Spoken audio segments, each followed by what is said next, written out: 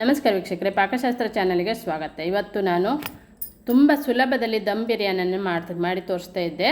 ನೀವು first time biryani ಮಾಡೋರಿದ್ರೆ ಈ ಮೆಥಡಲ್ಲಿ ಮಾಡ್ಕೊಳ್ಳಿ, ತುಂಬ ರುಚಿಯಾಗಿ ಬರುತ್ತೆ, ಎಲ್ಲರಿಗೂ ಇಷ್ಟ ಆಗುತ್ತೆ. ಮತ್ತೆ ಮತ್ತೆ ನೀವು ಖಂಡಿತ ಬಿರಿಯಾನಿ ಮಾಡೋರಿದ್ರೆ ಇದೇ ಮೆಥಡಲ್ಲಿ ಮಾಡ್ಕೊಳ್ತೀರಿ, ಅಷ್ಟು ಸೂಪರಾಗಿ ಬರುತ್ತೆ ಮತ್ತು ತುಂಬ ಟೈಮು ತಗೊಳ್ಳಲ್ಲ. ಇದಕ್ಕೆ ಒಂದು 3/4 kg ಆಗೋಷ್ಟು ಚಿಕನನ್ನು ಚೆನ್ನಾಗಿ ವಾಶ್ ಮಾಡಿ ರೆಡಿ ಮಾಡಿ ಇಟ್ಕೊಂಡಿದ್ದೆ. ನಾನೀಗ ಇಲ್ಲಿ ಒಂದು 4 ಗ್ಲಾಸ್ ಆಗೋಷ್ಟು ಅಕ್ಕಿಯನ್ನು ತಗೊಂಡಿರೋದು ನೋಡಿ. ಅಂದರೆ ಚಿಕ್ಕ ಗ್ಲಾಸ್ ಇದು, ತುಂಬ ದೊಡ್ಡ ಗ್ಲಾಸಲ್ಲ. ನಾವು ಟೀ ಕುಡಿತೀವಲ್ಲ ಆ ಗ್ಲಾಸಲ್ಲಿ ತಗೊಂಡಿರುವಂಥ ಅಕ್ಕಿ ಒಂದು 4 ಗ್ಲಾಸ್ ಇದೆ. ಇದನ್ನು ಚೆನ್ನಾಗಿ ವಾಶ್ ಮಾಡಿ ರೆಡಿ ಮಾಡಿ ಇಟ್ಕೊಂಡಿದ್ದೆ. ಈಗ ನಾನು ಇದನ್ನೊಂದು 20 ನಿಮಿಷ ನೆನೆಸಿಟ್ಕೊಳ್ಳೋಣ.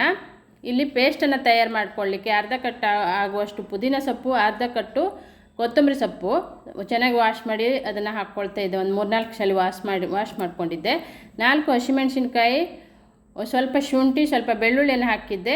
ಇದನ್ನು ಕೂಡ ಇದ್ರ ಜೊತೆ ಹಾಕಿ ಪೇಸ್ಟ್ ಮಾಡ್ಕೊಳ್ಳೋಣ. ಶುಂಠಿ ಮತ್ತು ಬೆಳ್ಳುಳ್ಳಿ ಪೇಸ್ಟ್ ಇದ್ದರೆ ಹಾಕುವ ಅವಶ್ಯಕತೆ ಇರೋದಿಲ್ಲ, ಇಲ್ಲಾಂದರೆ ಇದ್ರ ಜೊತೆಯಲ್ಲೇ ಹಾಕಿ ಪೇಸ್ಟ್ ಮಾಡ್ಕೊಳ್ಬೋದು. ಇದು ಪೇಸ್ಟು ತಯಾರಾಗಿದೆ. ಇಲ್ಲಿ ಚಿಕನ್ನಿಗೆ ನಾನು ಒಂದು ಅರ್ಧ ಸ್ಪೂನ್ ಆಗೋಷ್ಟು ಅರಿಶಿಣದ ಹುಡಿ ಹಾಕಿದ್ದೆ. ಹಾಗೆ ರುಚಿಗೆ ತಕ್ಕಷ್ಟು ಉಪ್ಪನ್ನು ಹಾಕ್ಕೊಳ್ಳೋಣ. ಚಿಕನ್ ನೋಡಿಕೊಂಡು ಉಪ್ಪನ್ನು ಹಾಕ್ಕೊಳ್ಬೋದು. ನಾನು 3/4 kg ಆಗೋಷ್ಟು ಚಿಕನ್ ಇದೆ.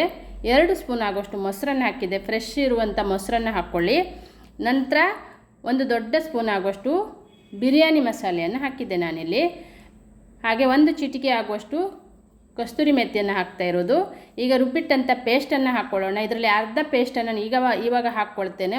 ಉಳಿದ ಅರ್ಧ ಪೇಸ್ಟನ್ನು ಹಾಗೆ ಇಟ್ಕೊಳ್ಬೇಕು. ಒಂದು ಅರ್ಧ ನಿಂಬೆಹಣ್ಣನ್ನು ಈಗ ರಸವನ್ನು ಹಿಂಡಿ ಹಾಕ್ಕೊಳ್ಳೋಣ. ಇದರಲ್ಲಿ ಹುಳಿಗೆ ನಾವು ನಿಂಬೆಹಣ್ಣಿನ ರಸವನ್ನು ಹಾಕ್ತಾ ಇರೋದು.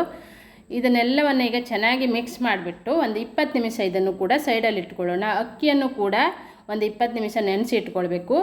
ಚಿಕನಿಗೂ ಇವೆಲ್ಲ ಪೇಸ್ಟನ್ನು ಹಾಕಿಬಿಟ್ಟು ಚೆನ್ನಾಗಿ ಉಪ್ಪು ಖಾರ ಎಲ್ಲ ಹೊಂದ್ಕೊಳ್ಳುವ ಹಾಗೆ ಒಂದು 20 ನಿಮಿಷ ಇದನ್ನು ಕೂಡ ಸೈಡಲ್ಲಿ ಇಟ್ಕೊಳ್ಬೇಕೀಗ. ಇದನ್ನೀಗ ಚೆನ್ನಾಗಿ ಕಲಸಿ ಇದನ್ನು ಸೈಡಲ್ಲಿ ಇಟ್ಕೊಳ್ಳೋಣ. ನಂತರ ಇಲ್ಲಿ ನಾನು ದೊಡ್ಡ ತಳ ಇರುವ ಪಾತ್ರವನ್ನು ತಗೊಂಡಿದ್ದೆ. ಇದಕ್ಕೆ ಸ್ವಲ್ಪ ನೀರನ್ನು ಹಾಕಿದ್ದೆ. ಇದು ಚೆನ್ನಾಗಿ ಕಾಸ್ಕೊಳ್ಬೇಕು, ನೀರು ಕುದಿ ಬರುವ ಹಾಗೆ ಕಾಸ್ಕೊಂಡು ಇದಕ್ಕೆ ಎಲ್ಲ ಮಸಾಲೆ ಐಟಮನ್ನು ಹಾಕಿದ್ದೆ ನಾನಿಲ್ಲಿ. ಚಕ್ಕೆ, ಬಿರಿಯಾನಿ ಎಲೆ, ಹಾಗೆ ಸಣ್ಣಕ್ಕಿ ಎಲೆ, ಪುದೀನ, ಕೊತ್ತಂಬರಿ ಸೊಪ್ಪು, ಸೋಂಪು ಕಾಳು, ಎಲ್ಲ ಮಸಾಲೆ ಏನೇನು ಮಸಾಲೆ ಐಟಮ್ ಇರುತ್ತೆ ಎಲ್ಲವನ್ನು ಹಾಕ್ಕೊಳ್ಬೇಕು. ನಂತರ ನೀರು ಚೆನ್ನಾಗಿ ಕುದ್ದ ನಂತರ 20 ನಿಮಿಷ ಮೊದಲು ನೆನೆಸಿಟ್ಕೊಂಡಂಥ ಅಕ್ಕಿಯನ್ನು ಹಾಕ್ತಾ ಇರೋದು ನಾನು. ಅಕ್ಕಿಯನ್ನು ಚೆನ್ನಾಗಿ ವಾಶ್ ಮಾಡಿ ಒಂದು 20 ನಿಮಿಷ ಮೊದಲು ನೆನೆಸಿ ಇಟ್ಕೊಂಡಿದ್ದೆ. ಈಗ ಈ ನೀರಿಗೆ ಹಾಕಿಬಿಟ್ಟು ಇದನ್ನು ಕುದಿಸ್ಕೊಳ್ಬೇಕು. ಅಂದರೆ 3/4% ಆಗುವಷ್ಟು ಅಕ್ಕಿಯನ್ನು ಬೇಯಿಸ್ಕೊಳ್ಬೇಕು. ಅಕ್ಕಿ ಕಟ್ಟಾಗುತ್ತೆ, ಆವಾಗ ಅದನ್ನು ಸ್ಟವನ್ನು ಆಫ್ ಮಾಡಿಕೊಂಡು ಇದನ್ನು ಸೋಸ್ಕೊಳ್ಬೇಕು. ಇದಕ್ಕೆ ಸ್ವಲ್ಪ ಎಣ್ಣೆನೂ ಕೂಡ ಹಾಕಿದೆ ನೀರಿಗೆ. ಮತ್ತು ಉಪ್ಪನ್ನು ಹಾಕ್ಕೊಳ್ಬೇಕು ನಾವು. ಉಪ್ಪು ಹಾಕಿಬಿಟ್ಟು ಅದನ್ನು ರೈಸನ್ನು ಮಾಡ್ಕೊಳ್ಬೇಕು.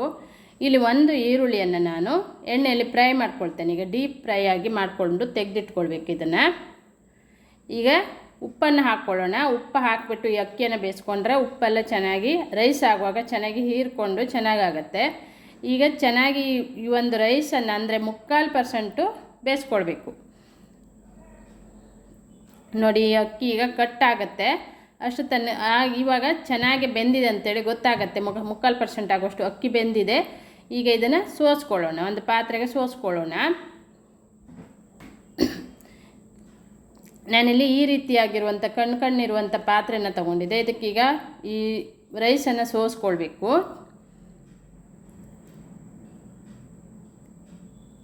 ತುಂಬ ಚೆನ್ನಾಗಾಗುತ್ತೆ. ನೀವು ಖಂಡಿತ ಒಮ್ಮೆ ಟ್ರೈ ಮಾಡ್ಕೊಳ್ಳಿ. ಅಷ್ಟು ಈಸಿಯಾಗಿಯೂ ಇದೆ, ಸಖತ್ತಾಗಿರುವಂಥ ಟೇಸ್ಟ್ ಕೊಡುತ್ತೆ ಬಿರಿಯಾನಿ ಕೂಡ. ನೀವು ಮತ್ತೆ ಬಿರಿಯಾನಿ ಮಾಡೋದಾದರೆ ಈ ಬಿರಿಯಾನಿಯನ್ನು ಇದೇ ಮೆಥಡಲ್ಲಿ ಮಾಡ್ಕೊಳ್ತೀರಿ. ಇಲ್ಲಿ ಒಂದು 4 ಸ್ಪೂನ್ ಆಗುವಷ್ಟು ಎಣ್ಣೆನ ಹಾಕಿದ್ದೆ ನಾನಿಲ್ಲಿ. ಅದಕ್ಕೆ ಎಲ್ಲ ಮಸಾಲೆ ಐಟಮನ್ನು ಹಾಕ್ಕೊಳ್ಬೇಕು. ಗರಂ ಮಸಾಲೆ ಮತ್ತು ನಾನು ಕಾಳು ಮೆಣಸು 1 ಸ್ಪೂನ್ ಹಾಕಿದ್ದೆ. ಕಸ್ತೂರಿ ಮೆಥಿ, ಚಕ್ಕೆ, ಪಲಾವ್ ಎಲೆ, ಸೋಂಪು ಕಾಳು, ಎಲ್ಲ ಮಸಾಲೆ ಐಟಮ್ ಹಾಕ್ಕೊಳ್ಬೇಕು. ಚಕ್ರ ಮೊಗ್ಗು, ಲವಂಗ, ಏಲಕ್ಕಿ ಎಲ್ಲ ಹಾಕಿ ಅದನ್ನು ಈಗ ಎಣ್ಣೆಯಲ್ಲಿ ಕಾಯ್ಲಿಕ್ಕೆ ಇಟ್ಟಿದೆ. ಈ ಕಡೆ ಈರುಳ್ಳಿನೂ ಚೆನ್ನಾಗಿ ಫ್ರೈ ಆಗಿದೆ, ಅದನ್ನು ತೆಗೆದಿಟ್ಕೊಳ್ತಾ ಇರೋದು. ಇಲ್ಲಿ ಒಂದು 3 ಈರುಳ್ಳಿಯನ್ನು ದೊಡ್ಡದಾಗಿರುವಂಥ 3 ಈರುಳ್ಳಿಯನ್ನು ದೊಡ್ಡದಾಗಿ ಕಟ್ ಮಾಡಿಕೊಂಡು ಈಗ ಕುಕ್ಕರಲ್ಲಿನೇ ನಾನು ಬಿರಿಯಾನಿ ಮಾಡ್ತಾಯಿದ್ದೆ. ನೀವು ದಪ್ಪ ತಳ ಇರುವ ಬೋಗಣಿ ಆದರೂ ಆಗುತ್ತೆ, ಯಾವುದೇ ಪಾತ್ರೆ ದಪ್ಪ ತಳ ಇರುವಂಥ ಪಾತ್ರೆಯನ್ನು ತಗೊಳ್ಬೇಕು. ನಾನಿಲ್ಲಿ ಕುಕ್ಕರಲ್ಲಿ ಮಾಡ್ತಾಯಿರೋದು, ದಪ್ಪ ತಳ ಇರುವ ಪಾತ್ರೆ ಆಗಬೇಕು, ಹಾಗಾಗಿ ಕುಕ್ಕರಲ್ಲಿನೇ ಮಾಡ್ತಾಯಿದ್ದೆ. ಈಗ ಎಣ್ಣೆಯಲ್ಲಿನೇ ಈರುಳ್ಳಿನ ಚೆನ್ನಾಗಿ ಫ್ರೈ ಮಾಡಿಕೊಂಡು 1 ದೊಡ್ಡ ಟೊಮೆಟೊವನ್ನು ಹಾಕಿದ್ದೆ ನಾನಿಲ್ಲಿ. ಟೊಮೆಟೊವನ್ನು ಕೂಡ ಚೆನ್ನಾಗಿ ಫ್ರೈ ಮಾಡ್ಕೊಳ್ಳೋಣ.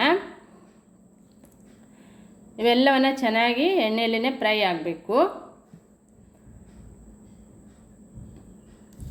ರೈಸ್ ಮಾಡ್ಕೊಳ್ಳುವಾಗ ಎಲ್ಲ ಮಸಾಲೆ ಐಟಮ್ ಹಾಕಿದ್ದೆ, ಇಲ್ಲೂ ಕೂಡ ಹಾಕಿದ್ದೆ. ಈಗ ಸಣ್ಣಕ್ಕಿ ಎಲೆಯನ್ನು ಕಟ್ ಮಾಡಿ ಹಾಕ್ತಾ ಇರೋದು ನಾನು.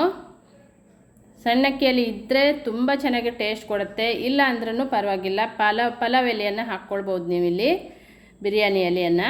ಈಗ ಉಳಿದ ಪೇಸ್ಟನ್ನು ಹಾಕ್ಕೊಳ್ತೇನೆ. ಆ ಪೇಸ್ಟ್ ಹಸಿ ವಾಸನೆ ಹೋಗೋ ತನಕ ಇದನ್ನು ಫ್ರೈ ಮಾಡ್ಕೊಳ್ಳೋಣ.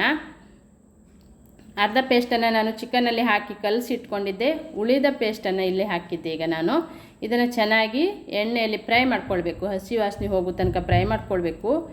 ನಂತರ ಇಲ್ಲಿ ಬಿರಿಯಾನಿ ಮಸಾಲೆಯನ್ನು ಹಾಕ್ಕೊಳ್ತಾ ಇದ್ದೆ ನೋಡಿ. ಬಿರಿಯಾನಿ ಮಸಾಲೆ ದೊಡ್ಡ ಸ್ಪೂನ್ ಆಗುವಷ್ಟು ಹಾಕಿದ್ದೆ ನಾನಿಲ್ಲಿ. ಇದನ್ನು ಕೂಡ ಸ್ವಲ್ಪ ಎಣ್ಣೆಯಲ್ಲೇ ಫ್ರೈ ಮಾಡ್ಕೊಳ್ಳೋಣ. ಅಂದರೆ ಹಸಿ ವಾಸನೆ ಹೋಗೋ ತನಕ ಫ್ರೈ ಆದರೆ ಟೇಸ್ಟು ಸಖತ್ತಾಗಿ ಬರುತ್ತೆ. ಇದಕ್ಕೆ ರುಚಿಗೆ ತಕ್ಕಷ್ಟು ಉಪ್ಪನ್ನು ಹಾಕ್ಕೊಳ್ಳೋಣ. ಚಿಕನಿಗೆ ಉಪ್ಪು ಹಾಕಿಟ್ಟಿದ್ದೆ, ನೋಡಿಕೊಂಡು ನಿಮ್ಮ ರುಚಿಗೆ ಅನುಗುಣಕ್ಕೆ ತಕ್ಕಂತೆ ಉಪ್ಪನ್ನು ಹಾಕ್ಕೊಳ್ಬೇಕು. ಹಾಕ್ಬಿಟ್ಟು ಚೆನ್ನಾಗಿ ಇದನ್ನು ಮಸಾಲೆನ ಫ್ರೈ ಆಗಿದೆ.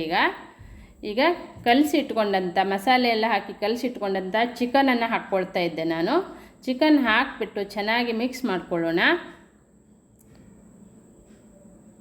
ನೀವು ಕುಕ್ಕರ್ ಇಲ್ಲ ಅಂದರೆ ದಪ್ಪ ತಳ ಇರುವ ಯಾವುದೇ ಪಾತ್ರೆಯಲ್ಲೂ ಮಾಡ್ಕೊಳ್ಬೋದು. ತಳ ಹತ್ತಬಾರ್ದು, ಆ ಥರ ಪಾತ್ರೆಯಲ್ಲೇ ಮಾಡ್ಕೊಳ್ಬೇಕು. ಕುಕ್ಕರ್ ಅಂದರೆ ದಪ್ಪ ಆಗಿರುತ್ತೆ, ಚೆನ್ನಾಗಾಗತ್ತೆ. ಈಗ ಇದು ಮಸಾಲೆ ಮಿಕ್ಸ್ ಆಗಿದೆ. ಇದನ್ನು ಒಂದು ನಿಮಿಷ ಮುಚ್ಚಿ ಬೇಯಿಸ್ಕೊಳ್ಳೋಣ. ಚಿಕನ್ ಬೇಯೋ ತನಕ ಬೇಯಿಸ್ಕೊಳ್ಬೇಕು. ಈಗ ನೋಡಿ ಚೆನ್ನಾಗಿ ಕುದೀತಾ ಇದೆ, ಗ್ರೇವಿನೂ ಕೂಡ ಚೆನ್ನಾಗಿ ಬಂದಿದೆ. ಈಗ ಚಿಕನ್ ಬೆಂದಿದೆ ಕೂಡ.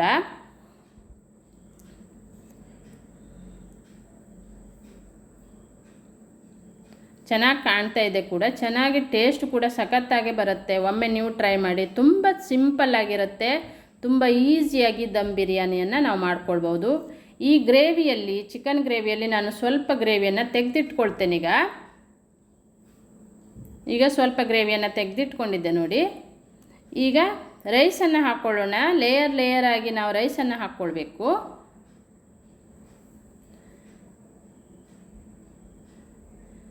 ಈ ಥರ ಎಲ್ಲ ಕಡೆ ಲೇಯರ್ ಆಗಿ ರೈಸನ್ನು ಹಾಕ್ಕೊಳ್ತಾ ಬರಬೇಕಾಗತ್ತೆ. ರೈಸು 3/4% ಬೆಂದಿದೆ, ಚಿಕನ್ನು ಕೂಡ 3/4% ಬೆಂದಿದೆ ಅದು. ಈಗ ಹುರಿದಿಟ್ಕೊಂಡಂಥ ಈರುಳ್ಳಿಯನ್ನು ಹಾಕ್ಕೊಳ್ತಾ ಇದ್ದೆ ನೋಡಿ ರೈಸ್ ಮೇಲೆ. ನಂತರ ಕೊತ್ತಂಬರಿ ಮತ್ತು ಪುದೀನ ಸೊಪ್ಪನ್ನು ಹಾಕ್ಕೊಳ್ತಾ ಇದ್ದೆ. ಈ ಥರನೇ ಲೇಯರ್ ಆಗಿ ನಾವು ಹಾಕ್ಕೊಳ್ಬೇಕು. ಈಗ ರೈಸನ್ನು ಇನ್ನೊಂದು ಲೇಯರ್ ಹಾಕ್ಕೊಳ್ತಾ ಇದ್ದೆ ನಾನು.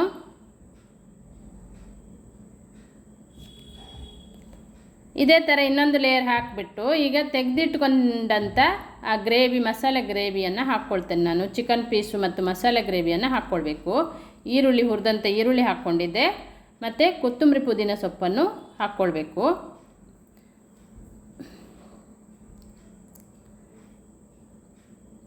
ಈಗ ತೆಗೆದಿಟ್ಕೊಂಡಂಥ ಚಿಕನ್ ಮಸಾಲೆ ಗ್ರೇವಿಯನ್ನು ಚಿಕನ್ ಪೀಸ್ ಜೊತೆಗೆ ಹಾಕ್ಕೊಳ್ಳೋಣ.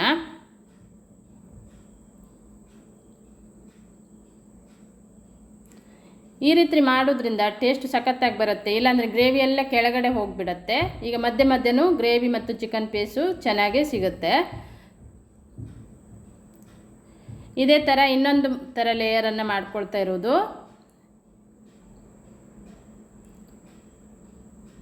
ತುಂಬ ಸಿಂಪಲ್ ಆಗಿದೆ ನೋಡಿ, ತುಂಬ ಚೆನ್ನಾಗಿ ಟೇಸ್ಟ್ ಕೊಡುತ್ತೆ. ಹೋಟೆಲ್ ಸ್ಟೈಲೇ ಸಿಗುತ್ತೆ ಇಲ್ಲಿ ಟೇಸ್ಟ್ ಕೂಡ.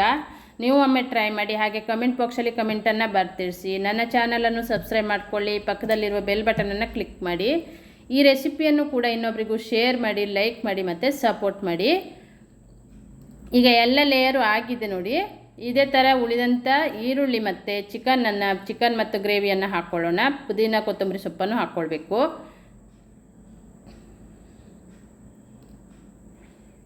ಸೂಪರಾಗಿರುವಂಥ ಸಖತ್ತಾಗಿರುವಂಥ ಬಿರಿಯಾನಿನೂ ರೆಡಿ ಆಗುತ್ತೆ.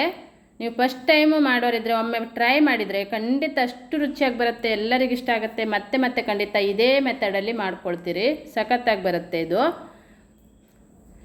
ಈಗ ಎಲ್ಲ ರೈಸನ್ನು ಹಾಕಿದೆ, ಮೇಲ್ಗಡೆನೂ ಚಿಕನ್ ಮತ್ತು ಗ್ರೇವಿಯನ್ನು ಹಾಕಿ ಈರುಳ್ಳಿಯನ್ನು ಹಾಕಿದೆ. ಈಗ ನಾನಿಲ್ಲಿ ಮುಚ್ಚಿ ಇದನ್ನು 5 ನಿಮಿಷ ಬೇಯಿಸ್ಕೊಳ್ಬೇಕು. ಸಣ್ಣ ಉರಿಯಲ್ಲಿಟ್ಟು 5 ನಿಮಿಷ ಬೇಯಿಸ್ಕೊಂಡ್ರೆ ಕರೆಕ್ಟಾಗಿರುತ್ತೆ ನೋಡಿ. ಈಗ 5 ನಿಮಿಷ ಇದನ್ನು ಬೇಯಿಸ್ಕೊಂಡಿದೆ, ಸಣ್ಣ ಉರಿ ಇಡಬೇಕು. ಇದನ್ನು ಕುಕ್ಕರ್ ಬಾಯನ್ನು ಹಾಕಿದ್ದೆ ನಾನಲ್ಲಿ. ದಮ್ ಕಟ್ಟುವ ಅವಶ್ಯಕತೆ ಇರುವುದಿಲ್ಲ, ಕುಕ್ಕರ್ ಬಾಯಲ್ಲಿ ನಾವು ದಮ್ ಆಗಿರುತ್ತೆ. ವಿಸಿಲ್ ಬರಬಾರ್ದು. ಹಾಗೆಯೇ ಇದನ್ನು ಒಂದು 5 ನಿಮಿಷ ಸಣ್ಣ ಉರಿಯಲ್ಲಿ ಬೇಯಿಸ್ಕೊಳ್ಬೇಕು. ಕುಕ್ಕರ್ ವಾಷರನ್ನು ತೆಗೆದು ನಾನು ಬಾಯನ್ನು ಹಾಕ್ತಾ ಇರೋದು. ಇದನ್ನು 5 ನಿಮಿಷ ಬೇಯಿಸ್ಕೊಂಡು ಈಗ ನೋಡಿ ಚಿಕನ್ ಬಿರಿಯಾನಿ ರೆಡಿಯಾಗಿದೆ ವೀಕ್ಷಕರೇ. ಒಮ್ಮೆ ನೀವು ಟ್ರೈ ಮಾಡಿ, ಹಾಗೆ ಇನ್ನೊಬ್ರಿಗೂ ಶೇರ್ ಮಾಡಿ, ಲೈಕ್ ಮಾಡಿ, ಸಪೋರ್ಟ್ ಮಾಡಿ. ನನ್ನ ಚಾನಲನ್ನು ಸಬ್ಸ್ಕ್ರೈಬ್ ಮಾಡಿಕೊಳ್ಳಿ. Thank you.